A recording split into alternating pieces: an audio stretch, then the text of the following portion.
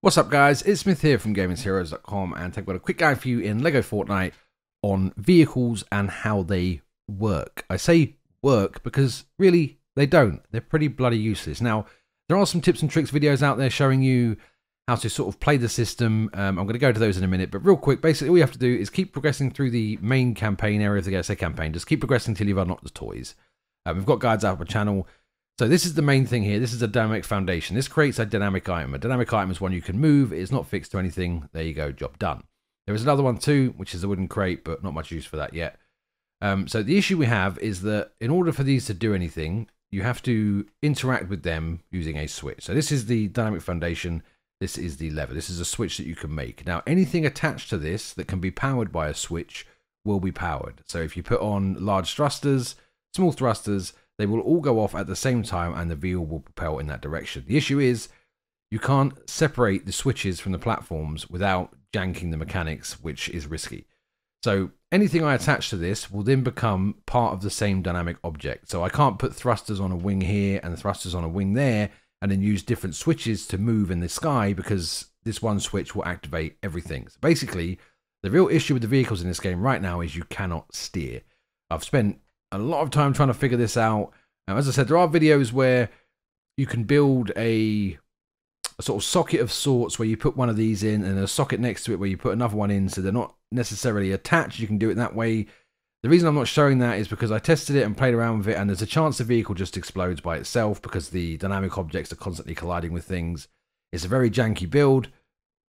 And so far, every time our server has reset, not when I've logged off, when the server's been reset, which is about twice a day so far, all dynamic objects have been removed, and it's easily a 20 to 30 plus minute build to pull it off. So doing that just to lose it when the server restarts is kind of pointless. So the real issue right now, because I'm putting this video up because we were spending ages just waiting, trying to find a steering wheel. We assumed eventually we were going to unlock a steering wheel. It didn't come. So we've got wheels and all this other stuff. So I can show you on here what happens. Look, I can put this on here, and as soon as I press that, we'll whiz off into the distance. Boom. Now the issue is I can't steer. There's nothing I can do here to really steer the vehicle at all. You can see it sort of little bits. Look, if I sort of go like that, you can sort of direct it a little bit. And in these large open spaces, it works okay. But the real issue with it is it's just not gonna. It's got not enough precision. So you can see here, I've just hit something, and now I'm going a completely different direction to where I wanted to go. Now I'm hitting rocks, and I've fallen off, and my car's gone. And that's pretty much the issue we have with all of it. The same thing applies to the flying stuff. So when you put the balloons on, the issue with the balloons is they don't interact with the switches. So once the balloon is on, if whatever you're on starts flying, it will never come down again unless you add additional weight. So once you start to build a hot air balloon, for example, and it takes off, you can push it in one direction using the thrusters, but you can never bring it down again without just building ridiculous amounts of stuff on top or destroying the balloons.